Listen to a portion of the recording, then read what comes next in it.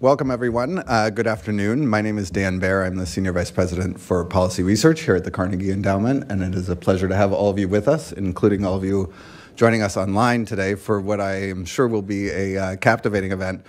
Rana Foroohar is with us today. Thank you for being back here at Carnegie. She's a frequent flyer, and we appreciate it every time. You will know Rana from her writing, her books, as well as her writing in the Financial Times and probably from CNN. But before we get to Rana, it's my pleasure to welcome Lina Khan. Lina Khan was a groundbreaking legal scholar before she became the chairperson of the FTC. And that's particularly impressive because she's still very, very young, the youngest, I think, probably in history. And I think what I'm most interested about today's conversation is that Carnegie has been doing a lot of work actually on political economy, and so this fits in well. And it has become a truism to remark that we are living through an unusual time, and usually when we talk about that, we talk about the unusualness of our politics, both in the United States as well as in many other countries around the world, and this is a big year for elections around the world. But the unusualness in our politics really is an outgrowth of the unusualness of the political economy moment that we're living through in many ways. And in that sense, I think Chairperson Khan's remarks are particularly important because she has been somebody who's tried to assert a new conception of one of the fundamentals of our political economy, how we should think about the idea of competition and what it does to drive innovation, to lower prices for consumers, et cetera. She has won, as you might expect, for somebody trying to assert a new way of conceptualizing a fundamental concept in our political economy. She has won both plaudits from those who see her as a champion taking on big tech in the name of consumers, as well as raised criticisms and questions from those who wonder whether those actions might weaken the United States' position on national security by negatively affecting our competitiveness in the world or affecting the innovation ecosystem here at home in the national security space. I expect that she will address those concerns and others in her remarks, and it's a pleasure to have you with us here today. Welcome to the Carnegie Endowment, and we look forward to your speech.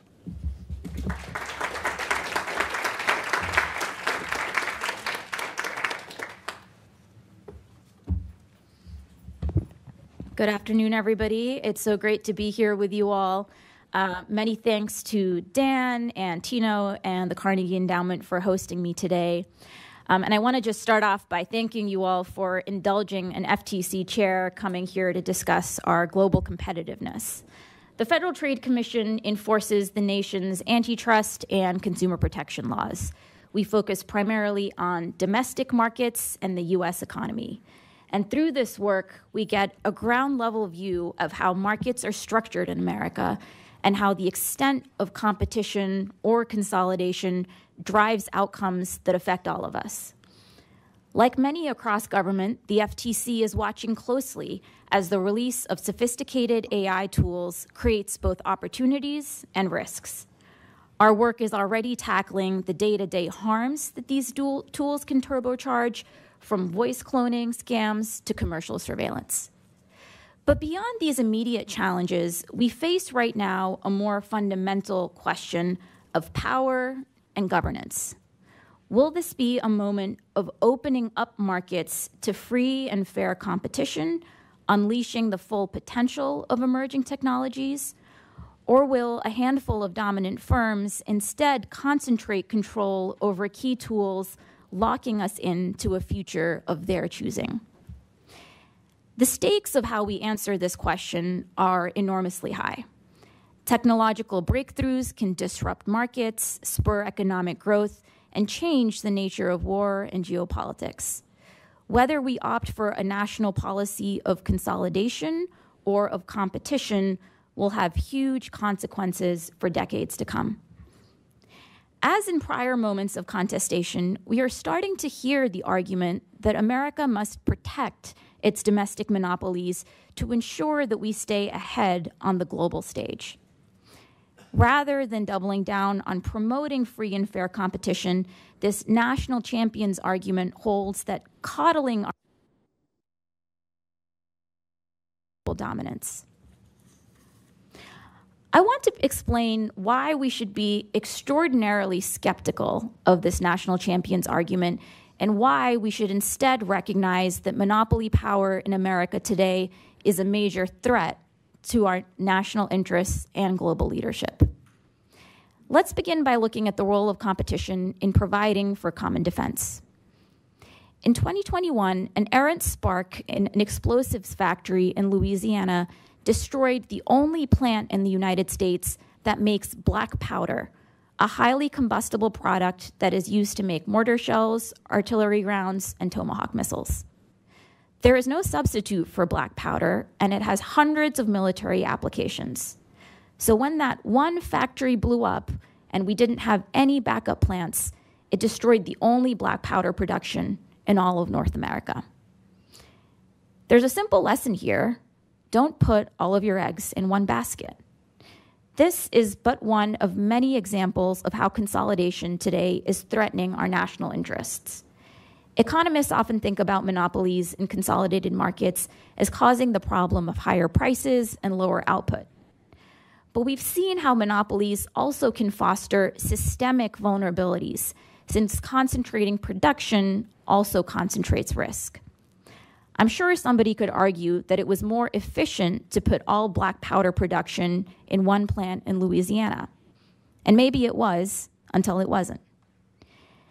Defense officials now identify the problem of monopoly in our country as a strategic weakness. The Pentagon has been warning about vulnerabilities in our national security supply chain for years. One top official recently noted that our increased reliance on a small number of contractors for critical capabilities impacts our ability to ramp up production. One early victory after I joined the FTC was blocking the proposed merger between Lockheed and Aerojet. Aerojet is the last independent U.S. supplier of key missile inputs, and our investigation showed that the deal would have allowed Lockheed to cut off rivals' access to this key input and jack up the price that our government and ultimately the public has to pay. It was the first time in decades that our government had sued to halt consolidation in the defense industrial base. It's not just our defense industrial base where we have a problem. The pandemic exposed fragilities across our supply chains, with shortages in everything from semiconductors to PPE. And it's not just a once-in-a-century pandemic. Even more routine disruptions like plant contaminations or hurricanes have revealed how, in a concentrated system, a single shock can have cascading effects, yielding shortages in products ranging from baby formula to IV bags. And consolidation doesn't just cause problems with supply chains.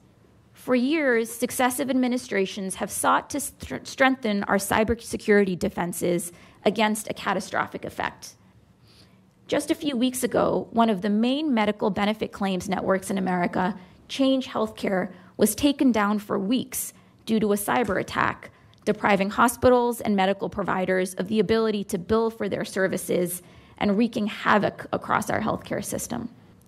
That network is now owned by United Health Group, which was allowed to buy Change despite a DOJ lawsuit seeking to block the deal. Quite simply, we have a fragility problem in America. Consolidation and monopolization have left us more vulnerable and less resilient in the face of shocks.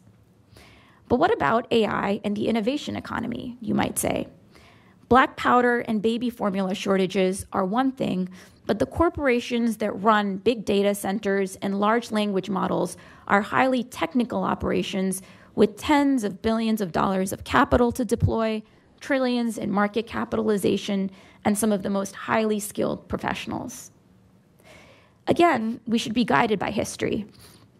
In the 1970s, Walter Wriston, the president of Citibank and a key leader on Wall Street, asked why antitrust enforcers were filing lawsuits against high-tech American darlings like IBM and AT&T. He said, "What's the public good of knocking IBM off? The conclusion to all this nonsense is that people cry, 'Let's break up the Yankees because they're so successful,'" end quote. By contrast, at that time, Europe and Japan were protecting their national champions in order to win in the international arena. America instead chose to promote competition, and that choice to bring antitrust lawsuits against IBM and AT&T ended up fostering waves of innovation, including the personal computer, the telecommunications revolution, and the logic chip. The national champions protected by Japan and Europe, meanwhile, fell behind and are long forgotten. In the US, we bet on competition, and that made all the difference. Imagine a different world where today's giants never had a chance to get their start and innovate because policymakers had instead decided that it was more important to protect IBM and AT&T from competition and allow them to maintain their monopolies. Famously, an engineer at Kodak had invented the first portable digital camera in the 70s, but Kodak did not rush it to market, in part because it didn't want to cannibalize its existing sales. More generally, significant research shows that while monopolies may help deliver marginal innovations and improvements, breakthrough and paradigm-shifting innovations have historically come from the disruptive outsider. It is our commitment to free and fair competition that has allowed America to harness the talents of its citizens, reap breakthrough innovations, and lead as an economic powerhouse. The times when we've instead accepted the national champions argument now serve as a cautionary tale. In the 1990s, a White House advisor noted that there was one very high-tech firm that was, quote, a de facto national champion so important that you can be an out-and-out advocate for it in government. And we did support it, providing it with government contracts and allowing it to consolidate the industry. I'm referring, of course, to Boeing, which is the single best example of why a national champion strategy can be catastrophic. In 1997, Boeing became the only commercial aerospace maker in the United States. It came to enjoy this status after buying up McDonnell Douglas, the only other domestic producer of commercial airplanes, a merger that had been reviewed by the FTC. Boeing is the clearest example of a purposeful decision to bet on national champions on behalf of American interests. To override European objections to this merger, the White House reportedly threatened the WTO with WTO sanctions if the EU had challenged it. Policymakers wanted a national champion, and so they got it. As with most highly concentrated industries, three things happened after Boeing eliminated its domestic competition. As United Airlines CEO Scott Kirby recently noted, the merger allowed Boeing to slow down innovation and to reduce product quality. Boeing's R&D budget has been constantly lower than that of its only rival, Airbus. Worse quality is one of the harms that most economists expect from monopolization because firms that face little competition have limited incentive to improve their products. Second, Boeing executives started to view their knowledgeable workforce as a cost rather than an asset, with tragic outcomes. As one consultant put it in 2000, Boeing has always been less a business than an association of engineers devoted to building amazing flying machines. This corporation's engineers designed the B-52 in a single weekend. But the new post-merger Boeing decimated its workforce, offshored production, and demanded wage concessions. The third consequence was that Boeing effectively became too big to fail and a point of leverage for countries seeking to influence U.S. policymaking. In 2020, during COVID, Congress carved out a $25 billion line item just for this one aerospace producer. Relying on a national champion creates supply weaknesses and taxpayer liabilities, but it also creates geopolitical vulnerabilities that can be exploited both by global partners and rivals. As it was buying McDonnell Douglas, Boeing held a board meeting in Beijing and lobbied Congress to end the annual review of China's trading rights so that it could sell more planes. The Chinese government, in turn, would order Boeing planes contingent upon certain U.S. policies, like whether the U.S. held off on sending warships into the Strait of Taiwan or whether the U.S. lifted bans on the export of certain technologies. National champions are still corporations first. They have earnings calls, shareholders, and quarterly profit targets. When policymakers in Washington decide to back a single monopoly, their objectives are but one concern among many for that corporation's senior executives. As then Exxon CEO Lee Raymond said, quote, "I'm not a U.S. company and I don't make decisions based on what's good for the U.S., end quote. These days, the national champions argument often gets made in the context of our dominant technology firms. We often hear that pursuing antitrust cases against or regulating these firms will weaken American innovation and cede the global stage to China. These conversations often assume a Cold War-like arms race with each country's firms in a zero-sum quest for dominance.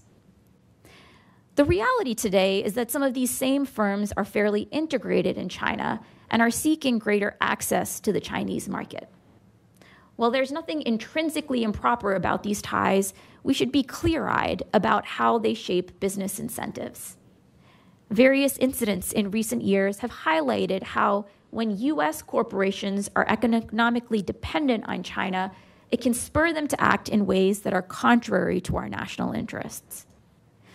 Even if America's dominant firms are not prioritizing America's national interests, what should we make of the idea that they can keep America in the lead only if they're left alone? This, too, is an argument that we should treat with great skepticism. History and experience show us that lumbering monopolies mired in red tape and bureaucratic inertia cannot deliver the breakthrough innovations and technological advancements that hungry startups tend to create. It is precisely these breakthroughs that have allowed America to harness its cutting-edge technologies and have made our economy the envy of the world. To stay ahead globally, we don't need to protect our monopolies from innovation. We need to protect innovation from monopolies. We need to choose competition over national champions. Putting this into practice, in 2021, the FTC blocked NVIDIA's $40 billion attempted acquisition of ARM, what would have been the largest semiconductor chip merger in history. Our investigation had found that the merger would have allowed a major chip provider to control key computing technologies that rival firms depended on to develop their own competing chips. Our line for next-generation technologies affecting everything from data centers to self-driving cars. 2 years on, NVIDIA has continued to provide innovative products at a lower cost than we estimated they would have charged businesses after completing the acquisition of ARM. And ARM itself is thriving, with its stock price doubling since it went public last year. Choosing competition works. The final argument I'll leave you with is that protecting monopolies over competition is dangerous because it can leave our democracy more brittle. Over the last couple of years, I've had the chance to hear from thousands of people from across America, from nurses, farmers, and grocery store workers to tech founders, hotel franchisees, and writers in Hollywood. A recurring theme across their stories has been a sense of fear, anxiety, and powerlessness.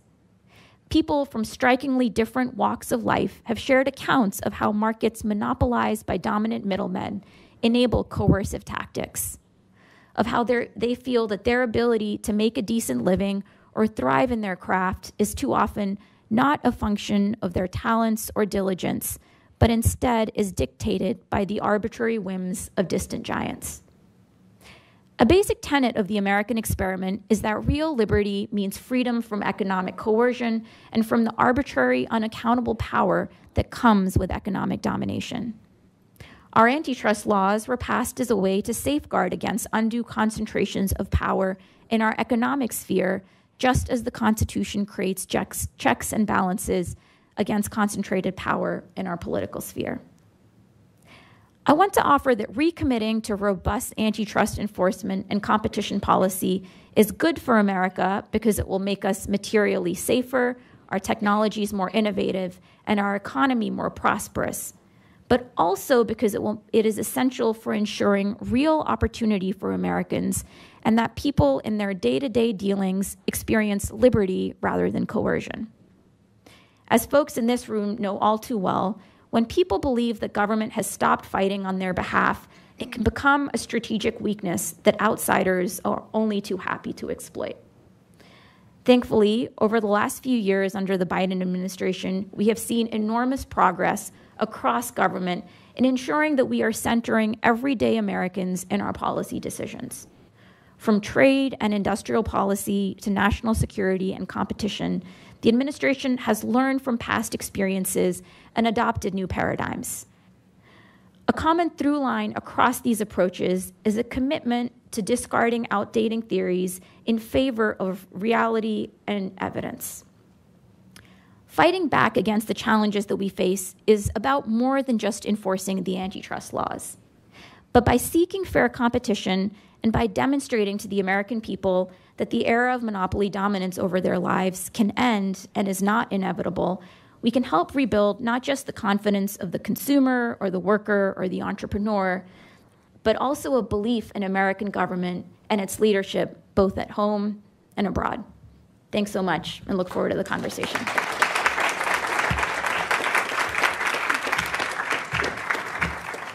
Thank you, Chair Khan, for those remarks. It's now my great pleasure to introduce Rana Foroohar again from the Financial Times and CNN. Please come on up, and we'll turn it over to you for your moderation. Thank you.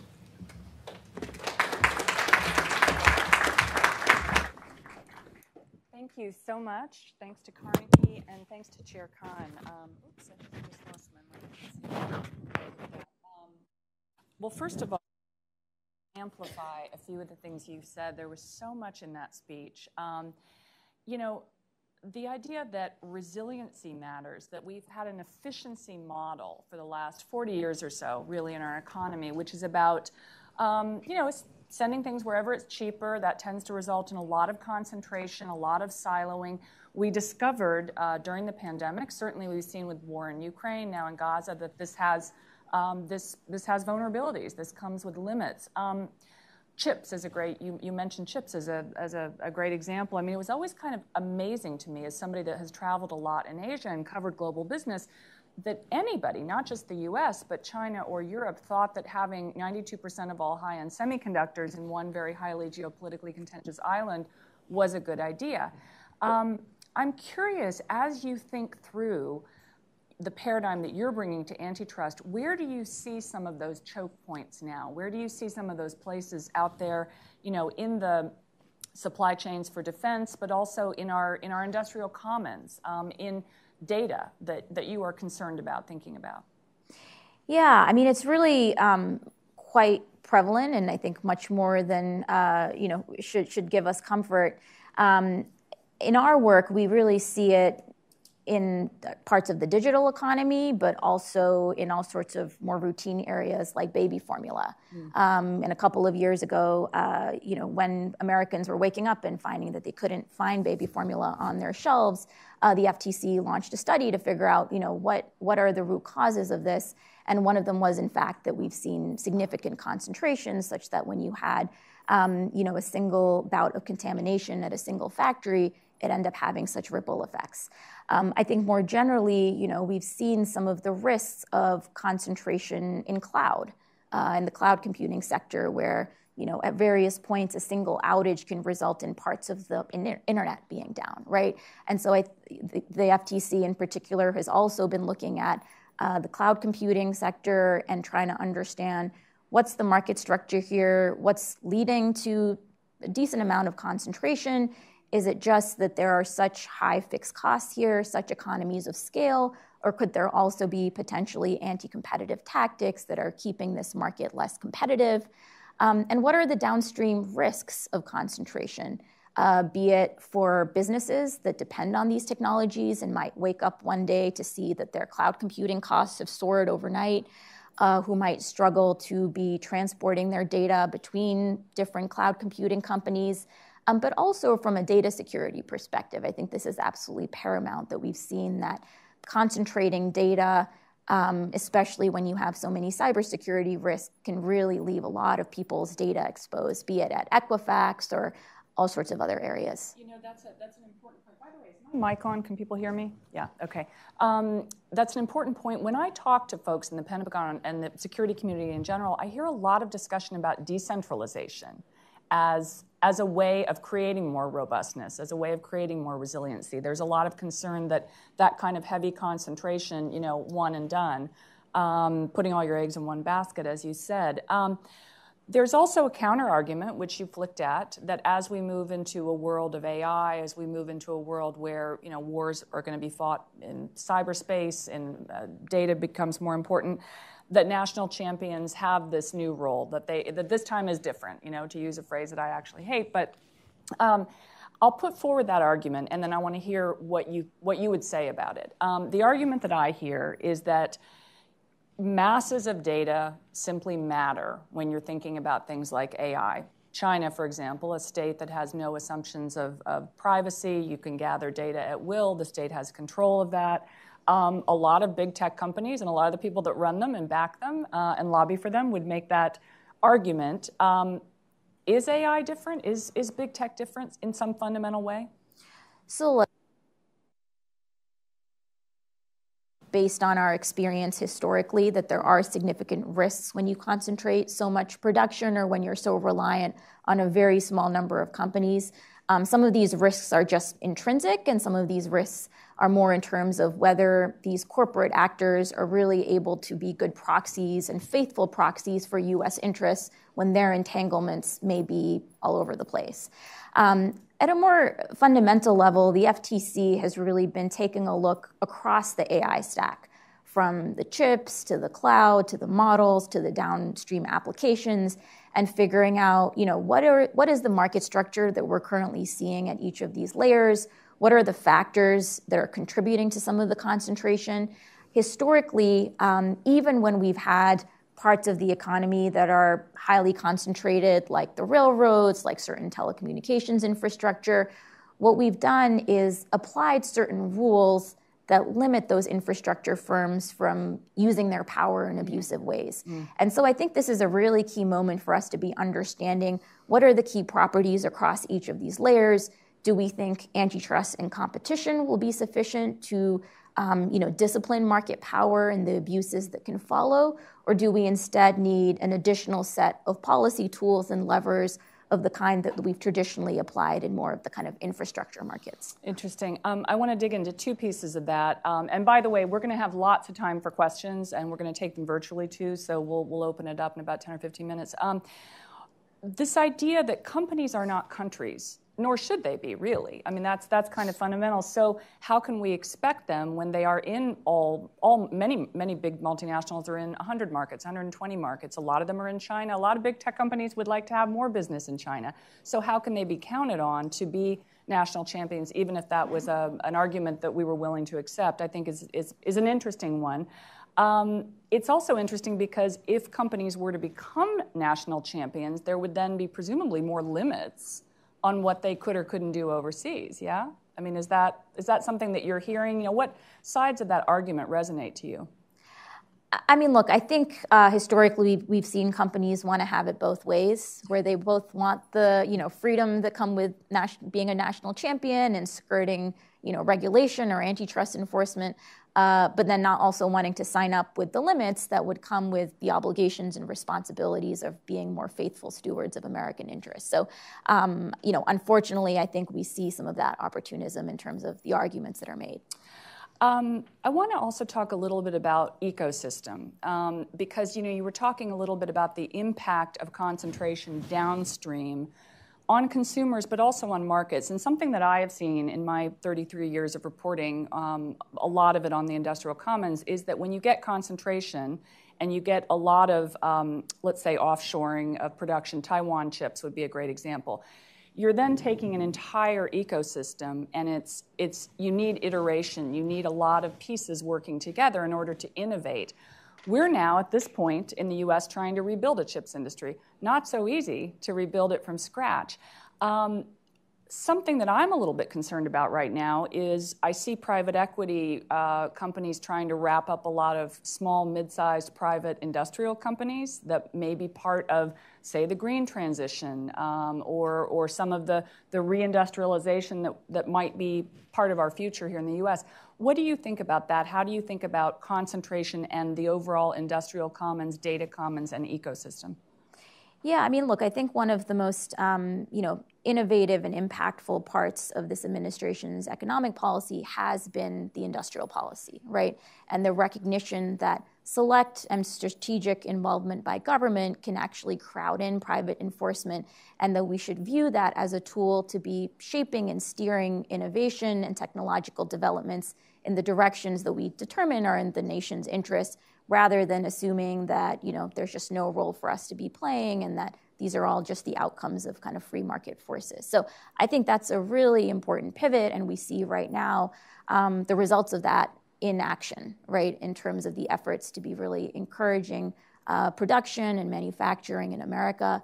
You know, the FTC plays a adjacent role there in terms of making sure, for example, that you know, companies that are making their products in America are not losing out business to firms that are lying about products being made in America.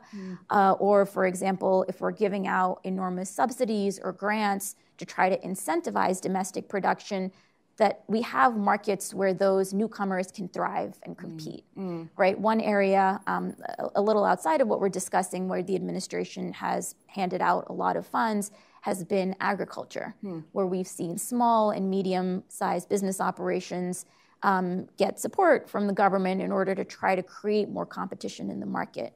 We need to make sure that in order for that to work, these small and medium-sized operations are not coerced or muscled out of the market through monopolistic tactics, right?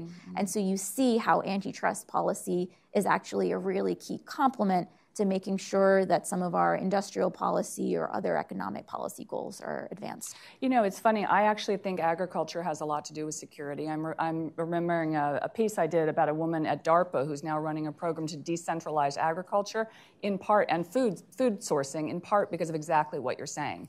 And we all felt that, interestingly, during the pandemic. I mean, everybody had the bizarro sense of, all right, restaurants are empty, and yet you can't get what you want in the grocery store. Very highly siloed supply chains. They're not talking to each other. That's kind of what you're getting at. Yeah, I think you're absolutely right that all of these pieces are interconnected in some fundamental way.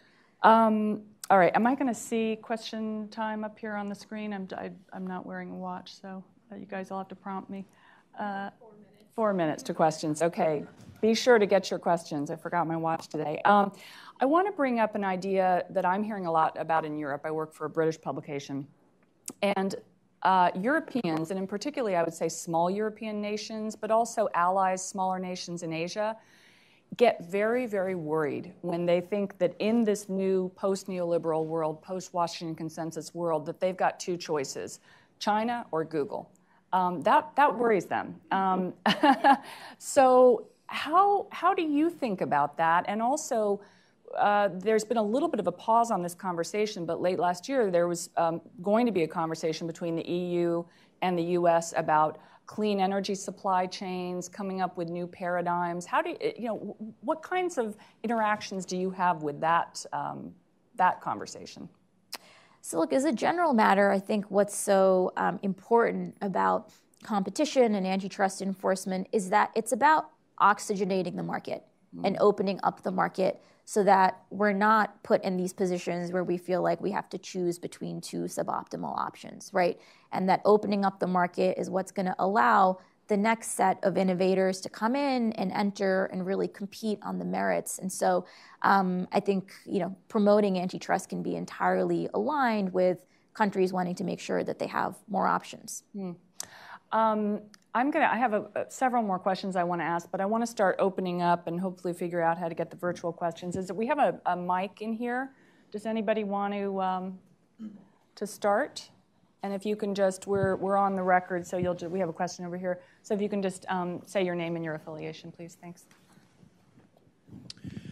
My name is Roger, co-editor on technology and space policy for The Hill newspaper, and have recently been trying to understand an FTC approach to artificial intelligence. This is not on antitrust, but it's on regulation, and it applies across the board to many agencies and legal systems.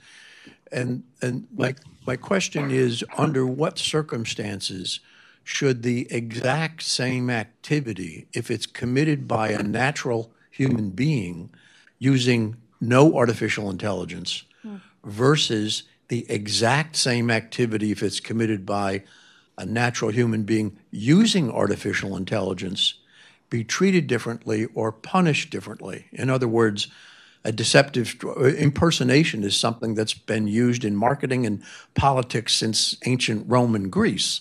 There's just a wide range of things you can easily imagine which are identical from the point of view of the recipient if it's done by a human impersonator. But my impression is the FTC has gone down the path of treating the use of artificial intelligence sort of the way we do the use of a gun in a robbery or something like that. It's a different category if you use artificial intelligence, even if it's the exact same thing as if one didn't use it. So could you distinguish between the activities that require separate, more punishment if artificial intelligence is used? Thank you. So there's, of course, a broader policy conversation going on in Congress and elsewhere to figure out, what's the right liability regime for AI, given that we're going to face some of the very issues that you identified. From the perspective of the FTC, we've been really focused on making sure that firms know there is no AI exemption from the laws on the books. So if you use AI to engage in price fixing, if you use AI to engage in fraud, price fixing and fraud are illegal under the laws, and so using AI doesn't get you some type of free pass. Impersonation fraud is one of the largest sources of fraud we get every year, even pre-AI tools becoming more widely used. So people pretending to be the government, the IRS, people pretending to be legitimate businesses. And so we've been, proposing a rule to make sure that we can actually go after that type of impersonation fraud and levy civil penalties and actually create deterrence. We've also sought to now modify that rule further to make sure we're covering impersonation of individuals, because we know that with voice cloning, these types of impersonation of just everyday people is becoming much more common as well. So we're very actively trying to figure out how do we update our toolkit to start addressing the kind of new AI tactics we're going to be seeing in the marketplace. But I think there's a lot more for Congress to be doing as well. Interesting. There's a good question here virtually, and we have several hundred, I think, virtual participants. Maintaining America's position as an economic and technological powerhouse amidst geopolitical rivalries requires a comprehensive approach. How do we balance innovation with regulation at a level that would ensure American dominance and growth on the global stage?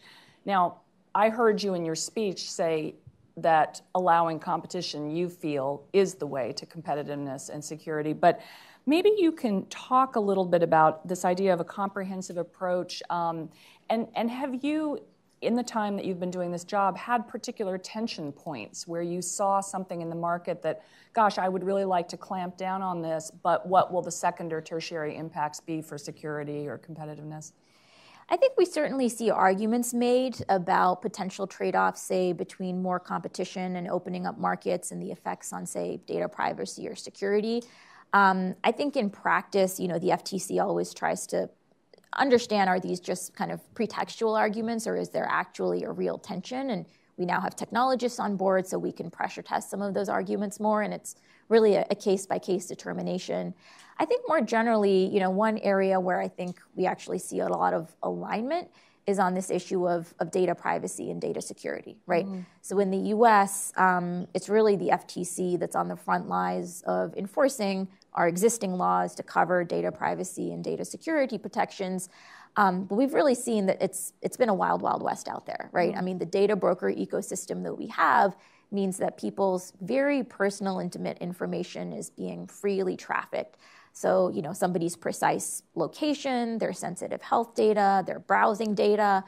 There was research last year that found that if you were abroad, you could, without too much difficulty, actually buy very sensitive data on U.S. military members in ways that people worried could, be susceptible to blackmail and really challenging situations.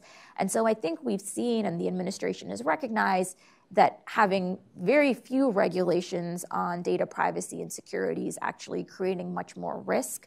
The president recently issued a data security executive order that's very attentive to these risks and is, charging agencies across the federal government to be thinking about how do we protect Americans' data from foreign adversaries. And so I think that's an area where we see more alignment, even though sometimes the arguments that get made are in the other direction. The EO you pointed to is interesting because it does take a little bit more of a whole of government, holistic approach around this, as did the Biden initial EO around competition in July of 2021, which was all about let's get everybody working together within government on these issues. Do you speak to folks in the security community within the administration? Do you speak to NSC? Are you having a conversation about this stuff with them? Yeah, we're in pretty regular contact with them in all sorts of areas. We were specifically mentioned in that EO, so data security is the most obvious, but we very regular conversations on a whole host of issues. We work closely with the Department of Defense anytime where we're reviewing a defense industry merger. And so when we sued to block the Lockheed Aerojet merger, that reflected a very close partnership with them, our understanding that from their perspective, what would the impact of this deal be? And so, the whole of government approach is not just some ideal, it's really happening in practice. Interesting. Let's take another question from the audience right here in front. Excuse me. Thank you very much. I'm Pradeep Mehta. I'm a visitor from India. I head a public policy group called CUTS. Very nice. Heard you today and earlier in the past. Let me take you to a different level of something which I'm sure you would have thought about, but you did not mention it. The fact is that in the US, what we had seen largely was a very strong promotion of economic democracy all over the past. Lately, of course, industrial policy seems to be moving ahead of competition policy by the Inflation Reduction Act and the CHIPS Act and so on. This is a little surprising, but I suppose every country has its own interest. Having said that, there is a theory that as trade grows, the return to capital and labor would converge. But in effect, it is not happening, and which is evident in the kind of politics that you spoke about in any part of the world. Inequality leads to all kinds of... Now, there is... and the ever-increasing income inequality, and as a result, economic growth is not inclusive. And that is what is evident in the kind of support which Trump has been getting in the US. It's quite evident as an outcome of this kind of phenomena. What would you respond to that? Yeah, it's a really interesting. Yeah, it's a lot. It's a really interesting point. And in my conversations across the country, I've also sensed that when people feel like they're not able to get a fair shake in markets in our economy, that really does implicate their sense of our democracy and whether government is working for them, right, in some fundamental way. And so we really do see that deep connection. I mean, I think, again, this is where across the government we've seen pivots in policy, right? Take Ambassador Catherine Tai, who's been extremely eloquent about the ways that we've been shifting to a worker-centered approach to trade policy, recognizing that if you're just focused on short-term efficiency metrics, that can really come at the expense of long-term stability and health domestically. And so I think that's one area where we've seen, a reorientation based on our experience over the last couple of decades. But I think it's something we're seeing more broadly too. I want to also amplify something that the questioner said, which was that I think the entire bargain, the neoliberal bargain of cheap capital for cheap labor, as long as prices are going down and share prices are going up, that's the Bork model, right? That's not the new model. The president said that in his EO. We're looking at a more holistic model, consumers, workers, businesses of all sizes, stakeholders. So it's an interesting point.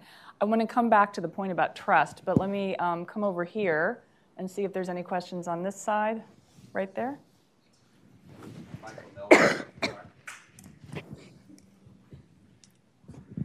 I'm Michael Nelson, and I work 2 floors up here at the Carnegie Endowment on technology policy.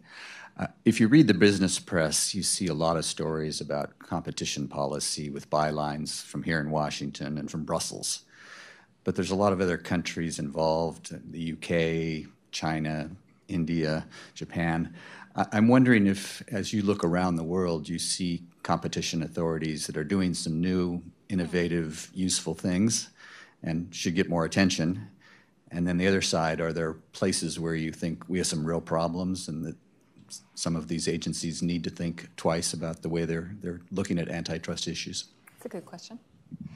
Yeah, so the FTC has a kind of long-standing history going back decades of, working with, cooperating with enforcers in other jurisdictions. Of course, every jurisdiction has its own laws and policies, and so everyone takes their own independent action with the principles in mind.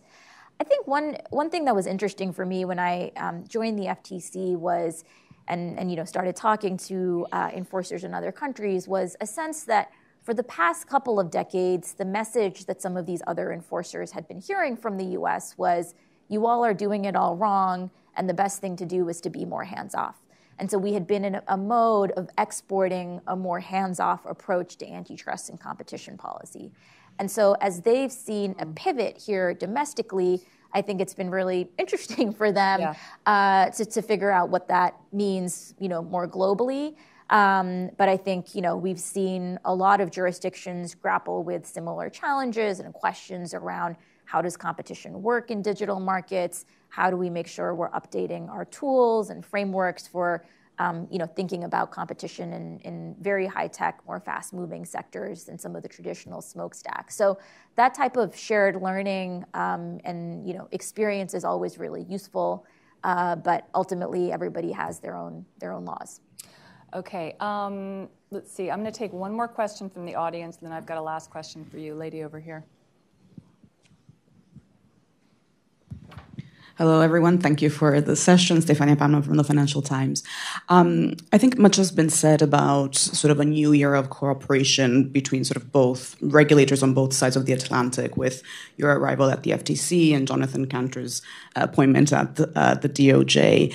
And I was wondering if you could talk to us a little bit about that, specifically in relation to AI, following moves that have been made on both sides in this space, be it sort of the FTC launching an inquiry into the relationship between OpenAI and big players in tech, but also the UK and the EU signaling that they're also looking at things like Microsoft's investment in OpenAI.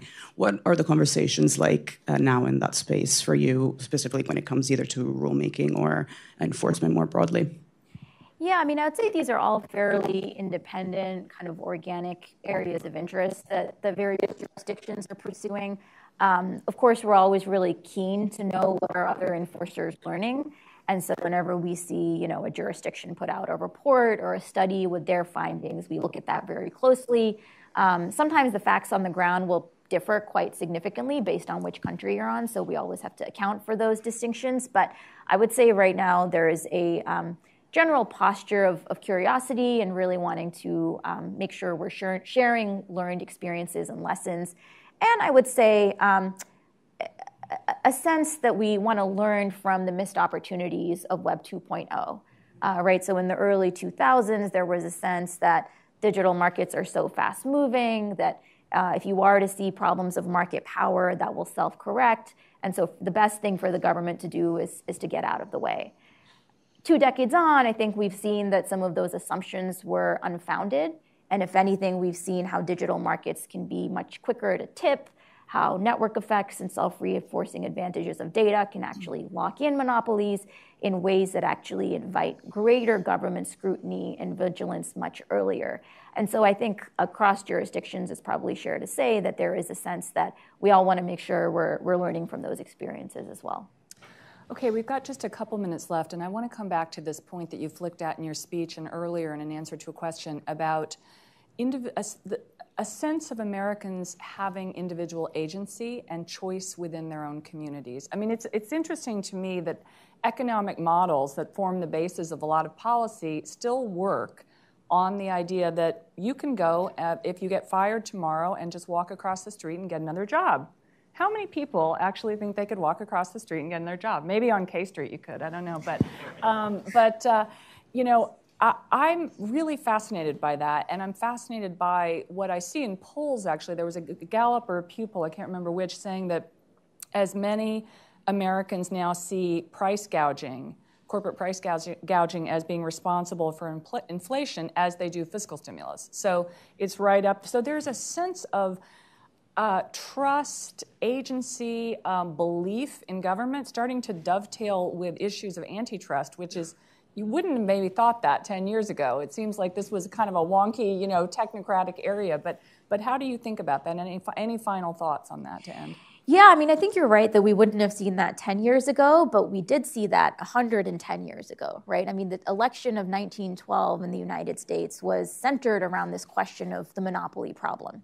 And a key issue on which different candidates had to share their views was, what are you going to do about the monopoly problem, right? And I think there was a real sense that this monopoly problem had huge implications for people in their day-to-day lives, how much they were paying, how much they were making, but also at a more fundamental level, whether decisions and outcomes in people's day-to-day lives were being made through the arbitrary dictates of these monopolies, or whether instead people had more agency and opportunity. I think one shift that we've seen in the US over the last few years has been people are connecting the dots more and more between decisions that we're making here in DC, including on antitrust, and outcomes in their day-to-day lives, right? How much they're paying for eggs, whether they're able to switch jobs for a better opportunity, or whether they're locked in with a non-compete, what it's like to navigate the healthcare system.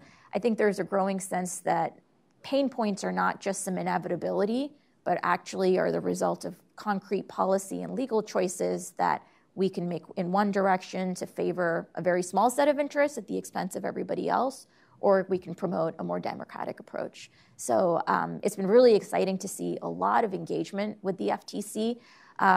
Last year we proposed a rule that would eliminate non-compete clauses in people's employment contracts. We got over 22,000 comments from across the country. Wow. What's an average on an action, comment-wise? I mean, it's usually a few thousand max. This was, orders magnitude. I think the only other one where we've had more is our junk fees rule, where we've gotten somewhere around 60,000. But, a real just sense from people that this policy choice to allow these non-competes had really resulted in devastating effects for people in terms of, people having to stay tied to toxic or abusive work environments, people having to commute hundreds of miles because a non-compete prevents them from taking a job more locally. There are huge implications for labor markets, for people's wages, but also for product markets and the results on innovation and new business dynamism. So I think it's overall just a greater awareness of the ways in which the choices that we're making are affecting people's day-to-day lives in a way that I think is really healthy from the perspective of wanting to make sure that policymakers are democratically accountable. So policy matters, structures matter, and the stuff isn't handed down on stone tablets. It can evolve. Thank you so much for everything that you do. Thanks for the great questions from the audience, and for Carnegie for hosting. Thanks so much.